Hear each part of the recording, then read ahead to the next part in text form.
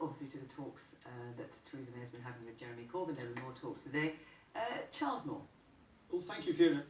Just before I answer that question, can I say, can I ask you a question, Fiona? Because here I am, and I'm delighted and honoured to be here, but there's a panel of 5, and I'm the only Leave supporter. And if you look at the... You're the only person who voted Leave. Well, I think I'm really the only Leave supporter as well, as a matter of fact, but we can argue about that, but I'm certainly the only person who voted Leave.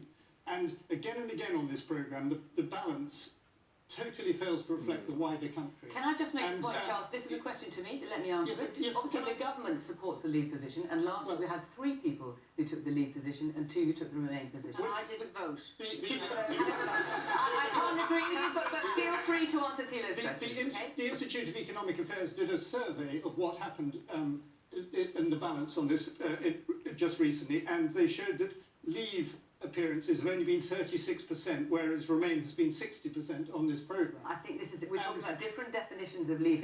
This is fascinating, Charles. I'd be very interested to know why the BBC can't reflect the wider country. Why is it that the political class constantly dominates this programme when we know that more than half the people who voted Leave? Why? What is the answer? Well, I told you about the programme last week. We have here a government minister, and the government's position is Leave. Well, ha. Well, I'll explain. I mean, it may not be your version, Charles, but that is the government's position. And fascinating though this is a moment for the audience to ask questions of you. I'm sure you would want to deny that opportunity. I'm delighted to answer the gentleman's question, which is that I think Theresa May is doing a better job of dividing her own party than of dividing the Labour Party. And I think that her move is extremely unwise, and it's one of a series of moves that she's made which have been mistimed and which have gone against what she said before. She said, goodness knows how many times, for example, that we had to leave on the 29th of March. That was one of them. She said no deal is better than bad deal. She's gone against that. And this is really the last throw of dice that she's been throwing far too often and with much too little success. David Lammy. Is it a trap? Are you worried about that? Well, the starting point is Theresa May. She called a general election that she almost lost, and at that point she should have realised that she had to reach out across Parliament and create a kind of coalition of interests that could get this over the line. She didn't do that. She put in place red lines and was insistent, basically, that what she wanted to do was create a Tory Brexit, keep her party together and basically remain in step with the ERG.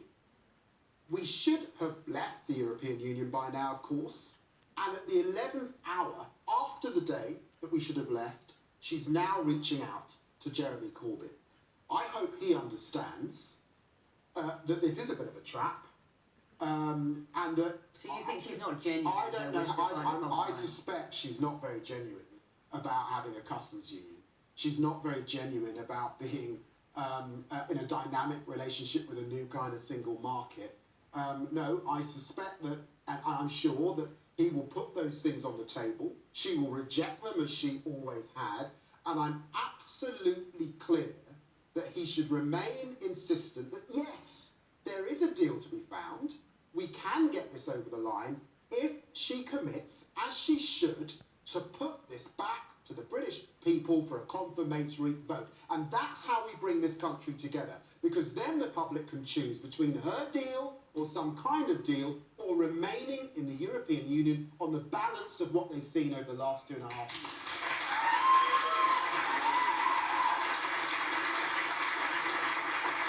And will push for a second referendum on anything that they might be able to agree. I am actually at this point, because he knows that 86% of the membership of the Labour Party expect that confirmatory vote. He said it most recently at the Dispatch box. We've signed up to the Beckett Amendment, and I thought Margaret Beckett did an outstanding job working with Peter Kyle and Phil Wilson to get that to a position. It actually got more votes than anything else in Parliament, so we can get this over the line if the Conservatives whip for that, if Labour whip for that, and let's see where we end up. And after we've had that public vote, whatever the British people decide, because now they've got a deal that they can choose from, we move forward as a country together. That is the only way we sort this mess out, in my view.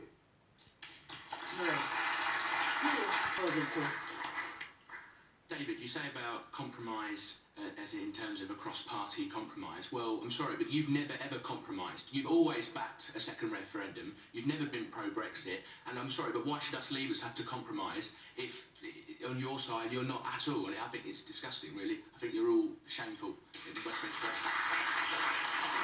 On both sides? Yeah, I think the Conservatives have lost. I think they'll lose the next general Well, election. I'm going to come to you very briefly, David, if you would.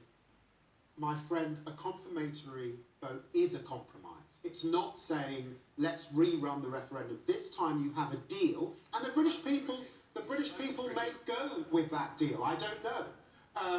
I hope they remain. But let me be absolutely clear. My job is to represent the interests of my constituents. I have 42% of young people in Tottenham growing up in child poverty. I have knife crime. I have schools that need funding, GP surgeries that need funding, police that we need. There's no way I will ever vote for a Brexit that will leave my constituents poorer off. I'm doing my job on their behalf, and many, many people in this country who want the option to remain within the European Union on the basis of what they've seen. They can see this hard Brexit, they can see the ERG behind it, and they don't want any part of it. And I'm standing up for it. I just wanted to point out something. Let's put Brexit aside for one moment. A lot of things that have been said on the panel, in my opinion, sound slightly undemocratic. We've had the largest turnout ever in British politics, where 17.4 million people voted to the simple question of remain in the EU or leave the EU. Now, the dangerous game we're playing here is, you know, you're going against the will of the people, and to even mention a second referendum, Mr. Lammy, it's just undemocratic what you're saying. It is, because at the next election, hold on, hear me out. If we go to the next election and we're not too happy with the result because Labour got in or another party got in, what do? Oh, let's put it back to the people. I'm not happy. I agree. Best out of 3, best out of 5, best out of 10. Before we had democracy, does anyone here recall the system we had before democracy? Do we recall? It was violence. The majority rule came in. You accept what the majority say, because otherwise people won't follow any rules. And it was violence that we had. We had civil wars. I don't want to see that. Bang on. There's a woman named Charles Moore. I think the gentleman who asked that question is completely right, because the question was asked by Parliament. Parliament agreed to ask it, and they said that they would abide by the result. And so when you now say, oh, we've got to have a people's vote, which is always said, by the way, by the people who are against what the people voted, you are despising the people's vote. And it's just a pretense. They attacked the whole idea of a referendum at the time, and then afterwards they suddenly decide to wrap it up as a people's vote. It's the extreme. It's not, you raised a very important point, because it's not like a general election. A general election result is changed under the system at least every 5 years. This is intentionally forever, and we were told that, and that's why we voted. And that's why we voted, by the way, in such numbers, whether we will relieve or remain, because we realised it was important and decisive, and that it would carry the day, and that MPs would implement it. And therefore, when they fail to do it, they are absolutely breaking their trust with us. Wait a minute, not very pages in here. And to the gentleman, you see, the trouble is, it wasn't a simple question. It was proposed as a simple question. If it was so simple, why are we, in April of 2019, still debating it internally in the United Kingdom? That is a mystery. And second, just brief, sorry. Yeah. In my humble opinion, a lot of MPs are not representing a lot of their areas, because if you look at YouGov poll today, South London, the majority of South London, I can't remember what the exact figure was, wanted to leave. Yep. No, YouGov poll, Google it. Can I This also say morning, that in Ireland, where I'm from, Parliament is not in touch with the people on the ground. we have Thank you. Really your referendums point. frequently, and sometimes we vote again because the government has failed in explaining the detail of the referendum. Now, we're angry as citizens, but we go back to the polls with consideration of new information. And I'm afraid that's perhaps what you should try and do. I wish you would, but I know it probably isn't going to happen. But in the absence of that, we need to make progress on this. It's bad for your health. It's bad for the European Union. If there's a crash-out Brexit, it's bad for everybody. Let me pick up on the referendum question, because these are unusual processes. I mean, the whole thing's unusual. No one's ever left the European Union before. There's no playbook for this. We're all finding our way through the process. But referendums are unusual in this country as well. As I said, I campaigned for Remain in that referendum. And one of the arguments I remember making was that if you decide to leave the European Union, you cannot know what kind of deal we will get from the EU. You cannot know exactly what the future will look like. And people who voted in that referendum heard those arguments, and as they're perfectly entitled to do, they said, well, that's fine, but I think there are bigger advantages in voting to leave than in staying. Now, that's a perfectly legitimate choice for people to make in that referendum. And once again, we as parliamentarians said we'd respect that decision. So it's a bit late now, I'm afraid, to say we need to have another referendum because we didn't realise what we were getting into. That was one of the risks Philip Hammond thinks of it's a perfectly deciding credible to proposition leave. now. And if we were to have, if Do you want to acknowledge have, that the Chancellor thinks it's now a perfectly credible proposition, a second referendum? well, could we make a referendum happen? Yes. But I think we'd have to consider the point Mairead makes, that there has been so much division in our society as a result of this ongoing debate. There are friendship groups, family groups that are split by this still. We should think very seriously before we want to perpetuate this argument.